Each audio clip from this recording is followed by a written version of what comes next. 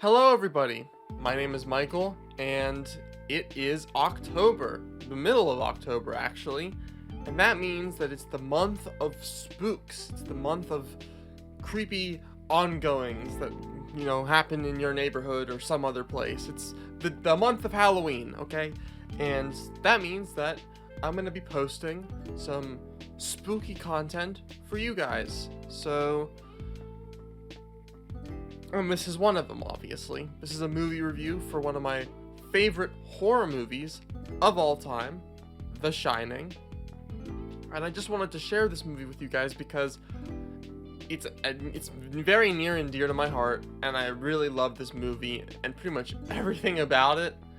But I'll try to give my best review of this movie for you. So basically what's going to happen is the first part of this review will be non-spoilers, so all of you guys who have not seen the movie don't have to get spoiled to see what the movie's kind of about and see some general thoughts on the movie. What I won't do is I'm not going to give you a rating in the first part. I don't want people who haven't seen the movie to go into the movie with something that they're expecting, because a 9.0 out of 10 does not necessarily relay the same information to you than it does to me. So what I mean by that is a 9.0 out of 10 to you might be this amazing, spectacular movie, whereas for me it might be an average movie. Who knows? Regardless, I don't want you guys to go into this movie with an expectation. I want you to go into it knowing some general things about it, but really nothing at all. Because that's how you can really enjoy a movie. That's how you really immerse yourself in a movie, right? Because you don't know what's gonna happen. So yeah. And then the second part of this review will be the spoiler discussion, right? I talk about things in the movie. I talk about my opinions of things in the movie. Blah, blah, blah. And so, obviously, if you haven't seen the movie, don't watch that part. Go, watch the movie first. Grab a friend or watch it by yourself. Eat some popcorn, turn off the lights, have a great time. It's October, it's Halloween. Get freaked out, okay? Get scared. It's kind of the point of Halloween, But yeah, let's get into this review.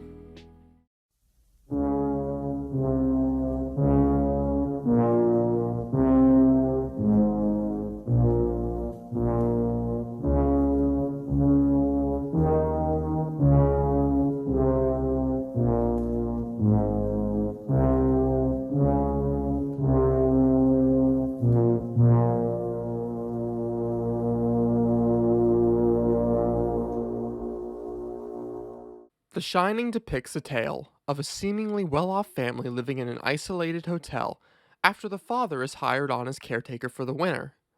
During their stay, the family is forced to not only confront their own murky past, but the sinister secrets buried within the hotel's walls, which shed light on the hotel's wicked history and foretell of the family's own disastrous demise.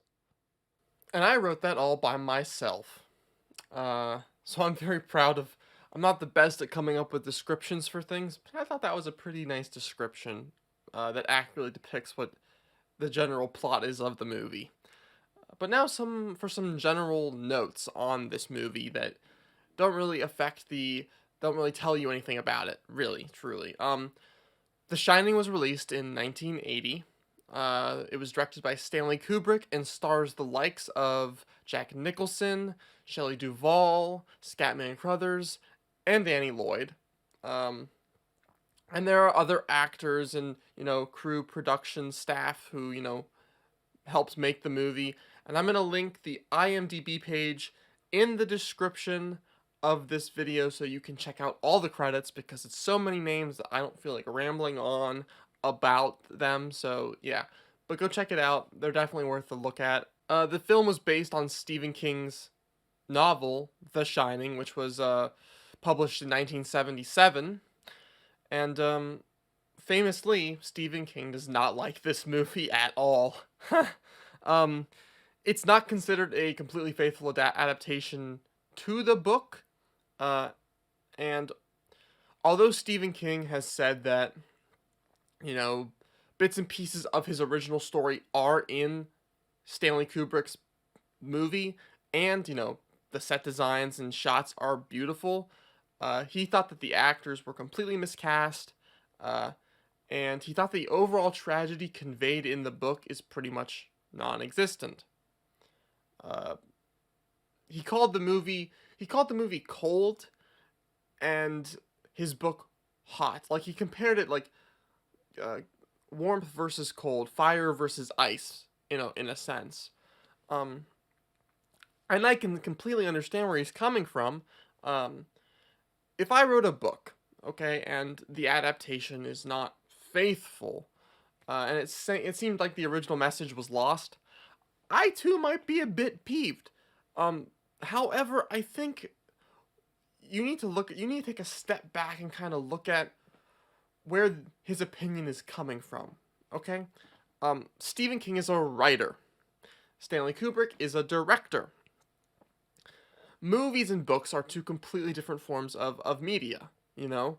It takes two different occupations, two different expertises.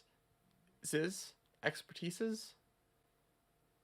You get what I'm saying. It takes two different occupations, I guess, to be able to make these two types of media, these two forms of art.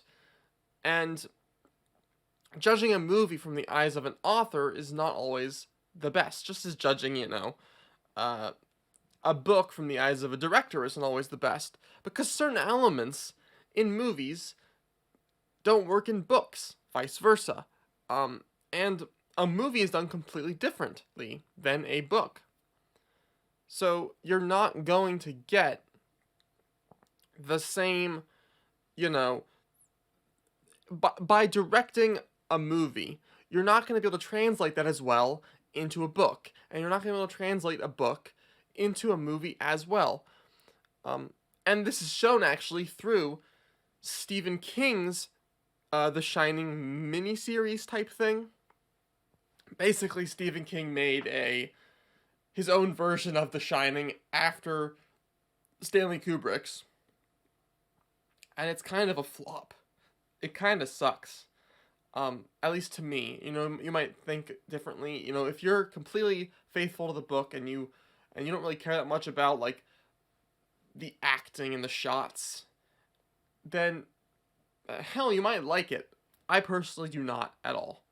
I think that the book and the movie by Stanley Kubrick are two completely separate entities that tell similar stories. That's how I just kind of rationalize it in my head, and that's how I can kind of accept both. Uh, but yeah, I think that the movie is fantastic. I think that it is a great cinematic horror experience, and it's suspenseful. There's unease throughout the whole movie. It's very disturbing, and unlike many movies that they have jump scares and they're whimsical and their characters are rational, but they lack genuine terror. Just, how do I say this? When you look outside at night, are you going to be afraid that you might see something out of your window? If not, then you probably don't have genuine terror. And there's many ways to translate this. Have you ever been afraid when you're taking like a shower or a bath that the psycho dude from Psycho, if you've seen Psycho, it's a very famous scene, so I don't think I'm spoiling it for anyone really, but the guy walks in and stabs this lady, okay? And have you ever been afraid of that? Like, you get shampoo in your eye when you're, you know, washing shampoo out of your hair, and all of a sudden you just freak out because you're just like, oh my god, I don't want to have my eyes closed, I can't see what's going on. What if there's a killer behind the shower curtain? And you're just like freaking the fuck out and you don't know what to do. It's like that. Genuine terror, just this fear of something. The fear of the unknown, the fear of what could happen, the fear of the weird and wonderful and unexplained, the fear of the unknown, what's behind the door. You don't really get that in a lot of these movies nowadays. I'm not gonna be the guy who's like, oh, modern movies are so bad, but let's be real. A lot of movies, even movies in the past, didn't really convey it that well. There's a select few that I think do it very well. The Shining is one of them. I also do agree with Stephen King. I think the shots and the set designs are spectacular. They're great. they're fucking fantastic. And I also think that the lighter and deeper themes in the movie, which we'll get into in the spoiler discussion, are conveyed wonderfully by Kubrick. He does a fantastic job at conveying these themes, but at the same time, they don't feel overbearing. You never feel like they overstep their welcome to the point where you just point it out. You're just like, oh, that's that what they're doing. They're doing that. Oh, it's that. Oh, it's like, and you feel like this movie's just meant to convey ideas and not really to tell a story. So I think that in that sense, the movie does very well. And the acting is superb, man. The acting is great. Uh, Even by a critically underrated actress in this movie, Shelley Duvall. I don't know why people hate her so much. Uh, she's very good at conveying certain emotions, and it's very intense to watch her act. And sometimes maybe that might be because she may have been abused on set by Stanley Kubrick. There's not really any evidence of that, and to be honest, the things I have seen of it, it's not really Stanley Kubrick abusing her. It's kind of just him saying, "Look, we need to start filming this thing. You need to do this right." He's kind of just talking to her. He's not like, you know. So if anything, he was kind of just pushing her a little too much. But everyone else I think that's talked about Kubrick has said he is a very, strict director, but at the same time he's not, I don't think he was abusive. I really personally don't.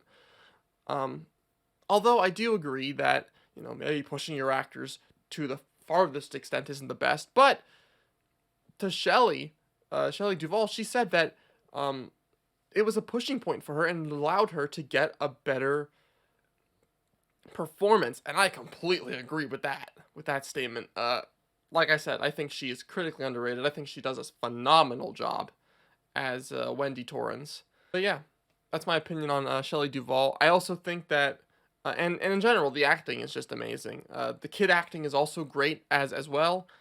Danny Lloyd is fantastic, and he delivers a really good child performance, and it's really difficult to get those. Another movie that came out recently, 2017, I think, is It, the first chapter. I think that the child acting in that movie is actually really freaking good. I think that it's really difficult to find really good child actors and really good and get out of them really good child performances. I think it's really hard, and the fact that Stanley Kubrick was able to get Danny Lloyd to produce this character is amazing, and I think it also is credit to Danny Lloyd's acting abilities. Pretty good. So, overall, I recommend this movie not to people who just love horror, but to anyone. I think this is a movie because I love it so much. Maybe this is just because of my bias. Definitely is, but I think you should at least watch this movie once in your life. I think everyone should. Just because it's such a famous piece of cinema and it has such an impact on, storytelling. Like you feel this impact that you get with few movies. And if you watch it, you might see what I mean, or you won't. We each take in media differently. We each interpret things differently. So I don't know what you're going to really feel about it. So go see what you feel about it, and let me know what you think in the comments of the video. Please let me know because I'd be very interested to know. But anyway, now let's get on to my spoiler discussion for this movie.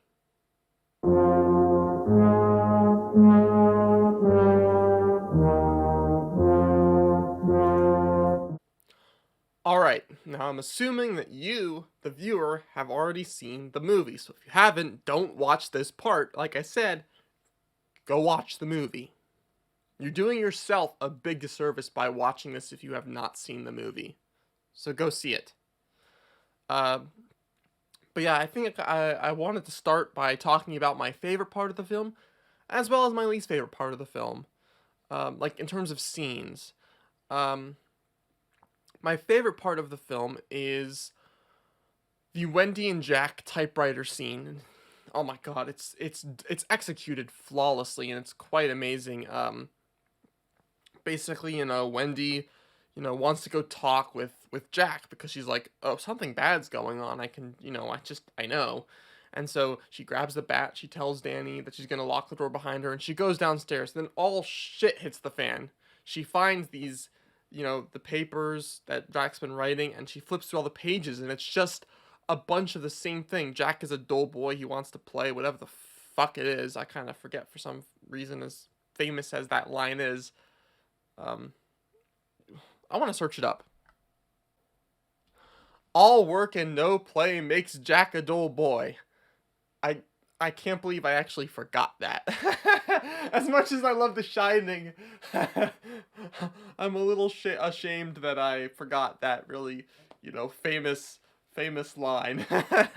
So she's flipping through all these pages, and all work and no play makes Jack a dull boy. She's flipping through them, and it's terrifying. Each page is just lines and lines of this.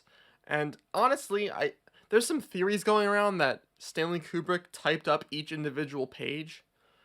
And I don't know if that's true or not, but like I could see it if it was, because she's flipping through all these pages and there's typos in them, but also every page is different. There's like a triangle one where the letters form a triangle. There's like multiple paragraphed ones. There's just one where it's just a straight shot down, a gigantic ass run-on paragraph. It's mind-boggling. It's like, holy crap, who spent their time to write all this? I mean, I'm glad you did, because it's freaky as fuck, but it's also rip to your time, I guess. But yeah, and then Jack enters the scene, and oh boy, does he have some stuff to say. He freaks out and, goes on this monologue with Wendy, and they get up to this with some incredible acting, by the way. Jack is really, he's aggressive in this scene, and they get up, they start walking up the stairs in the Colorado Lounge, and Jack just freaks out and is like, "Wendy, give me the bat."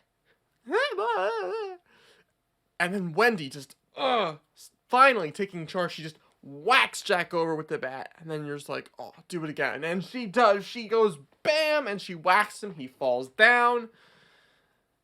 And that concludes that amazing scene. Just phenomenal all around. And even the follow-up scenes, really convey a sense of it really convey a roller coaster of events. Because that moment in the Colorado Lounge is really a breaking point for Wendy. She feels her lowest low. She realizes Jack is going fucking insane. But then Wendy enters this kind of a high point. She whacks Jack, stands up for herself, takes the effort to drag him all the way to the kitchen storage room, locks it, and I mean, that's some mental fortitude and some endurance from our girl Wendy over there. Just to experience another low, because as we know, Jack took out the batteries of the radio, and as we find out in a little bit, took out a very vital mechanical piece of the snowcat. So now they're stuck there. They're not gonna walk. Her and Danny are not gonna walk 16 miles to Sidewinder because the snow's like 20 fucking feet tall. It's piling up as slopes on the side of the hotel. At one point, when Danny has to crawl out this window in the bathroom, the famous scene where Jack's chopping at the door, he sticks his head in, "Here's Johnny." Danny climbs out the window and slides down this like 20-foot hill of snow. It's like, good luck. But actually, now that brings me into a good transition to my least favorite scene in the film, or my least favorite part of the film. And it's not, I actually don't have any problems with this scene. I don't. I have no problems with it. But my biggest issue with it is just, it's dramatic irony at its finest. Because here we have Dick Halloran, okay? He's spending his time just relaxing in Hawaii or Florida or somewhere. I'm not really sure exactly where he is, but he's in this tropical paradise place. He's in a room with a bunch of naked pictures of naked ladies. And All of a sudden, he feels this vision coming on, and it's Jack entering room 237, and the old lady, hag lady, who's just fucking disgusting. You know, they make out, and then he runs away because she turns into an old lady. Um, Pretty fucked up stuff. But he literally takes so long to get to the hotel. He travels by airplane, he takes his car, he gets his buddy on the phone to get him some snow cat. He goes up to the hotel 16 miles through the Sidewinder Road just to get into the hotel as Jack is walking around with the fucking axe and starts screaming, "Hello? Is anyone here?" And what do you think's gonna happen? And you don't know that obviously you know that Dick Halloran doesn't know that Jack's walking along with an axe. But in that moment, you just wish, please, dude, please, you should have brought someone with you. Why did you go by yourself? And you feel so bad for him because he gets all the way up there just to get chopped up by Jack with an axe, and he dies. And it's tragic and it sucks, and I feel so bad about that. I don't have any problem with the scene in general or like the acting or anything. I just have a problem with it. Just feels sad. That's why I just feel sad. I just feel awful, which I think is the intention. But at the same time, like, ugh, why, Dick Halloran? Why? I don't blame you, but just, ugh, why did it have to happen to you? You didn't deserve it. But yeah, that's my favorite and least favorite part of the film. I don't really have any real true issues with it. But now I'm just gonna go over some general strengths of this film that this film has. Let's start off with the visuals, the shots and set designs, because oh my god, they are so good. The set designs are immersive, they're disturbing. They were made to be intentionally confusing, which just plays into your fear of like not knowing where to go. You're so your little conscience, okay, your unconscious, your subconscious is telling you, wait a second, this hotel's layout does not make sense at all. We'll get into that in a second though with some horror and terror elements with the movie, but let's keep going with the visual shots and set designs, because there is a lot of duality in the shots in this film.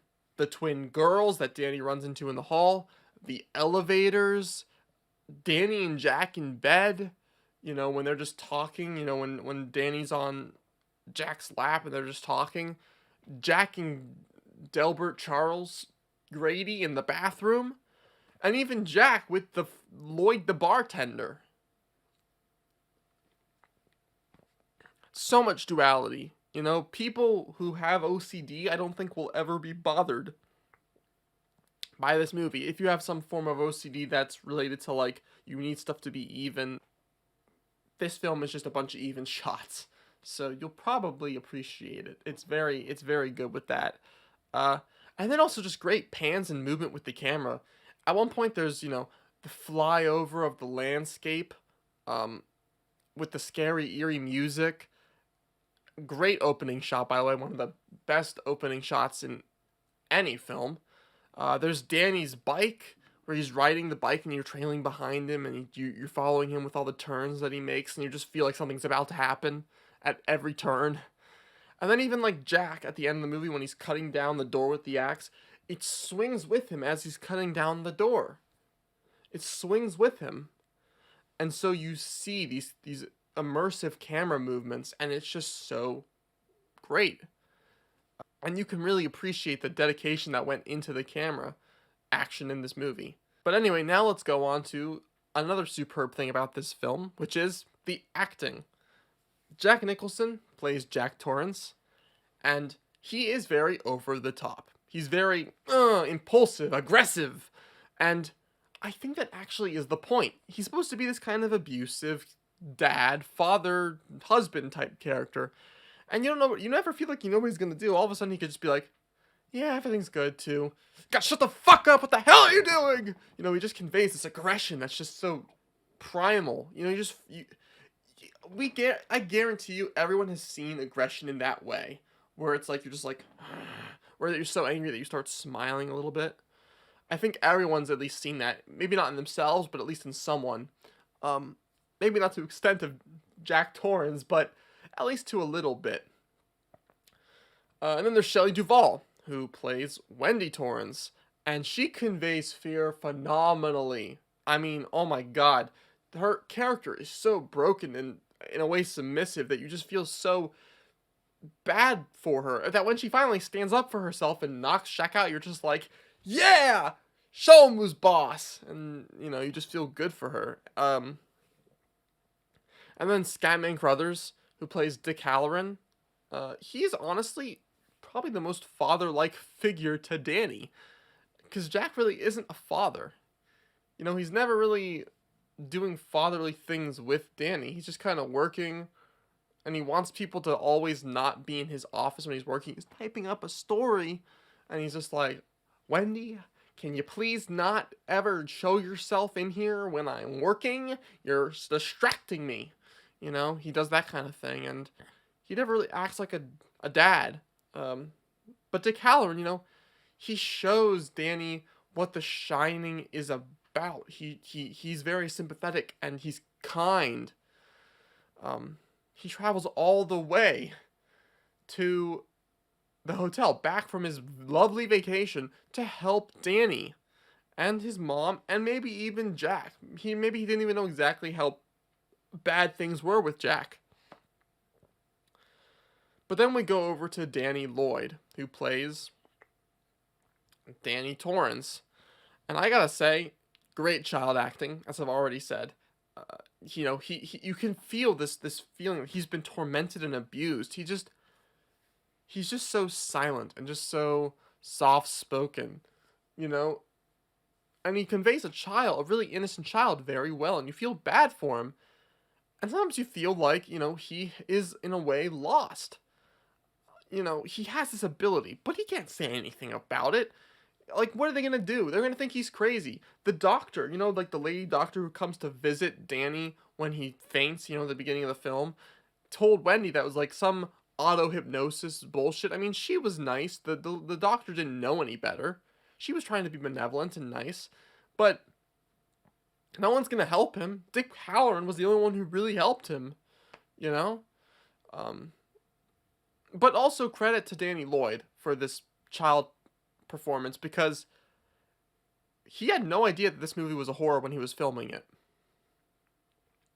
And I mean, that's probably because, you know, Stanley Kubrick and the other actors and film crew, maybe even his parents, you know, they probably didn't want him to be aware that it was a horror, so they didn't become traumatized. Because when you think about it, there's some disturbing stuff in this film. And if Danny Lloyd, when he was a child, saw some of this stuff, it might have traumatized him. I watched Dracula 2000 when I was like 7 years old. It's been ingrained in my fucking memory to the point where it scares me sometimes. And that's probably what it could do to you. Even more so if you're engaged in the actual sets, you know? So it's definitely good that he didn't know. He thought he was filming a drama, I think, according to some documentary or interview. You know, and he wasn't even allowed to watch the movie when he finished until he was like 16 or something. So credit to him. Did a phenomenal job. And I think it was his only movie, though. I think so. Don't hold me to a grain of salt on that, because I actually don't really exactly know, but I think so. Now let's get into two other actors who I did not mention in the starring thing I talked about in the beginning of the review. Joe Turkel, I think I'm pronouncing that right. I hope I'm not, or I hope I hope I am pronouncing that right and not wrong. Okay. He plays Lloyd the bartender, and you can just feel the malice and evil coming off this dude. He never blinks. He just stares at Jack and is like, "You want another drink, Mr. Torrance?" And he's so creepy and eerie and ominous, and you're just, ugh, you know? In a way, he kind of feels like either a devil or like the ghost of the hotel because he even makes a deal with Jack. You know, Jack's sitting there, he's like, oh, I would sell my soul for just a glass of beer. And what happens? Bam, Lloyd the bartender pops up. Bam, he has like, he pours him some alcohol. And then later on, he says, your money's no good here. Orders on the house. Because Jack can pay in another way. He sold his soul. Maybe he can kill his wife and children as payment, or wife and child. You know, it's like that. It's freaky stuff, and I think Joe Turkel plays that role to perfection. And then there's also Philip Stone, who plays Delbert or Charles Grady. Honestly, I kind of forget, you know. But at first, you think he's just a clueless butler. You have no clue who he is, and then he says his name, and then you see his real malevolence, you know. And he has he has a big role in guiding Jack to his insanity, you know? He convinces Jack to try to kill Wendy and Danny with the axe. You know, and he fell victim originally to the hotel by killing his two daughters and his wife, and I guess himself. But yeah, he also plays that role very well. Uh, and that's really all the actors I really want to talk about. There's some other ones, other actors and actresses in the film, but like they don't really have too much going on with them. They're kind of just used and then they're not. So yeah, but like I said, the IMDb page is linked in the description. So if you really want to know, it's there. Okay, it's there for you to use. But now let's get into the horror and terror elements of this movie. Another big strength of it. As I said prior, the set designs are intentionally confusing. Examples. I have two examples that were brought up in one of, I hope I'm pronouncing his name right. It's either Rob Ager or Rob Ager. I'm just gonna say Ager. Rob Ager's analysis videos I've seen of him. I will link his. I will link honestly a lot of different analysis videos for this movie in the description, and I'll get into the themes of this movie in a bit. But basically, Rob Ager says that, you know, as some examples of intentionally confusing set designs, when you go into Stuart Ullman's office, you know, like where they have the interview at the beginning of the film, that office window can't exist. It can't.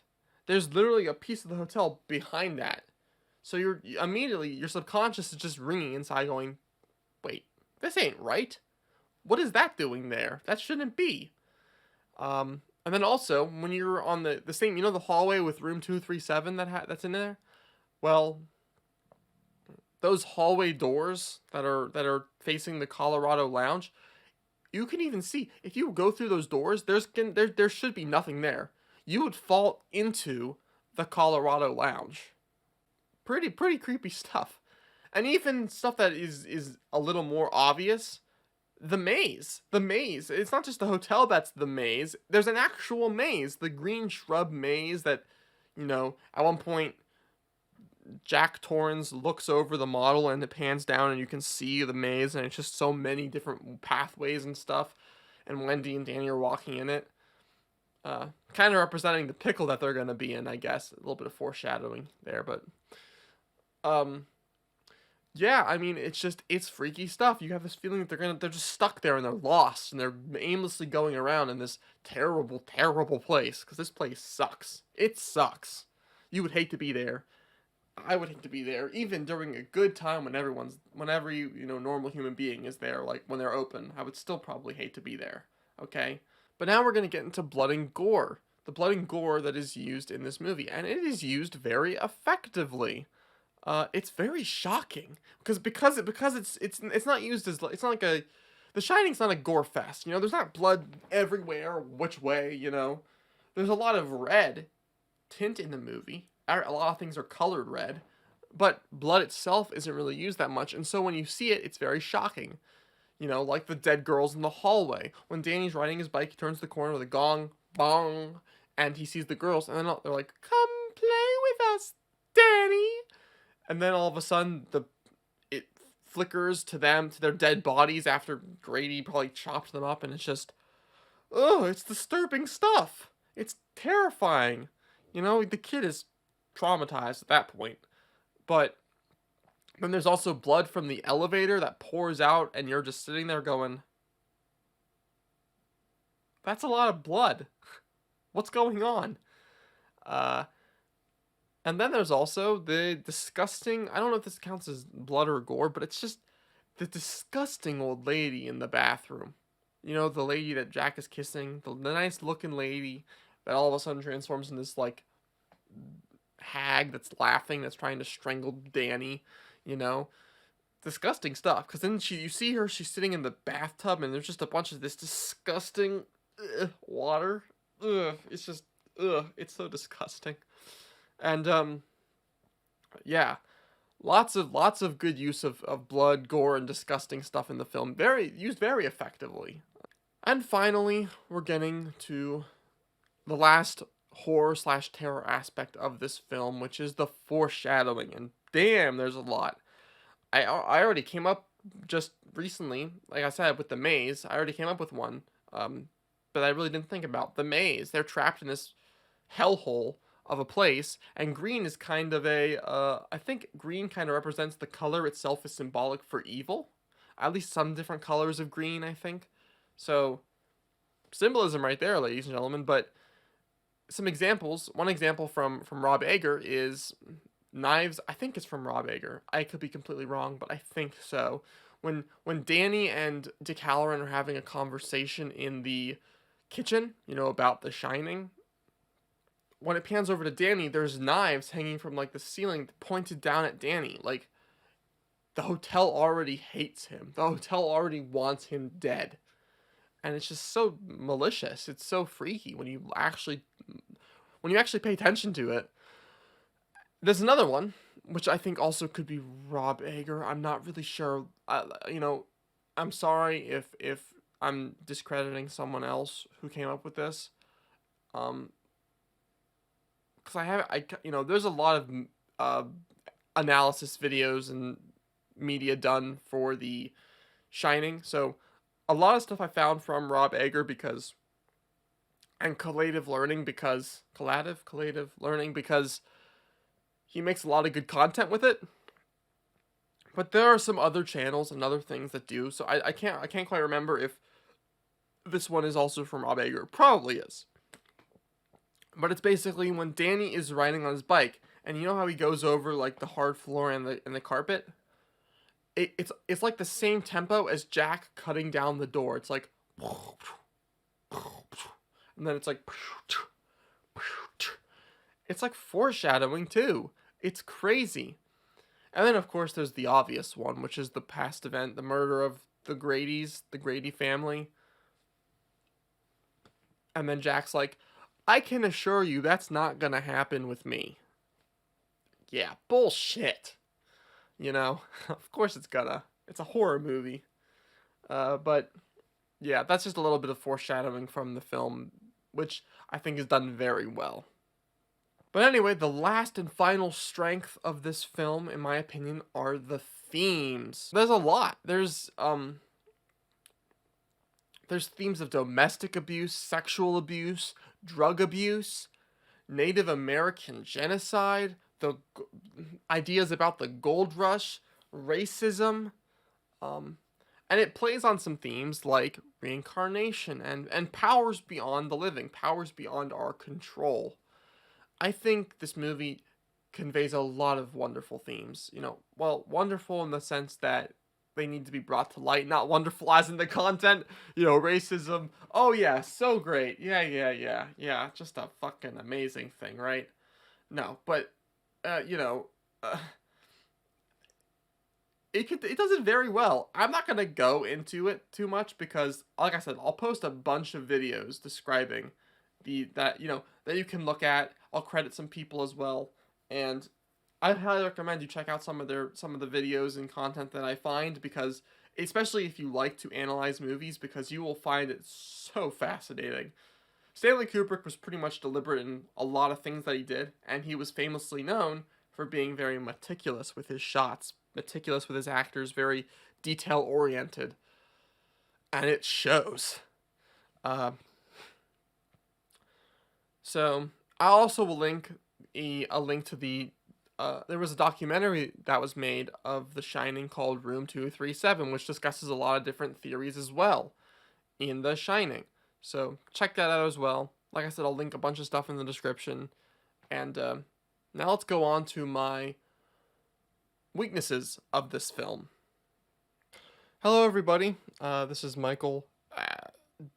While editing this video, I wanted to tell you that one other big, plus to this movie, one big strength of it is the music. I didn't mention that during my recording of the review itself, but the music is phenomenal. It really conveys a very tense, eerie setting, and I will link in the description of this video a playlist to the soundtrack, of The Shining. So, yep, there you go. For one, I think the complexity of this film can be a bit of a challenge to some people. You can literally spend hours analyzing this film, and some like it, some don't. Some don't like films where they feel like they have to analyze every little aspect of the film in order to fully get it. Some people really like that. And I completely understand both sides of this. So I put this in a weakness of the film because it means it doesn't appeal to everybody. Another weakness of the film is, if sudden images with like no immediate seeming connections exist in films and they bug you, then this movie might not be for you, because there are a lot of flashing images of things, and it might not immediately have a connection. Like, for instance, the blood in the elevator. What does it mean? Like, you have no clue when you first watch this film the first time ever. So if you don't really like that, it might confuse you a little bit. And also, I've noticed, maybe this is because I've seen this movie so many times, but I don't think it's as immediately rewatchable as some other movies. Over time, yes.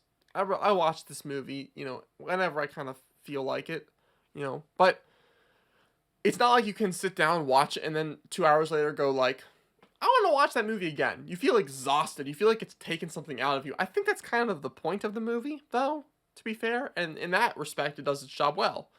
But because of that, I've just decided to put that as a weakness, as a negative to the film. But anyway, guys, I'm done. I talked about my strengths, my weaknesses of the film, what I liked about it, what I disliked about it, my favorite part of the film, my least favorite part of the film. I hope you guys have enjoyed this review. I'm planning on doing many more movie reviews in the future, and for this October, maybe one or two more. We'll see how busy I get with other videos and stuff as well. But thank you guys so much for watching. Wait. I forgot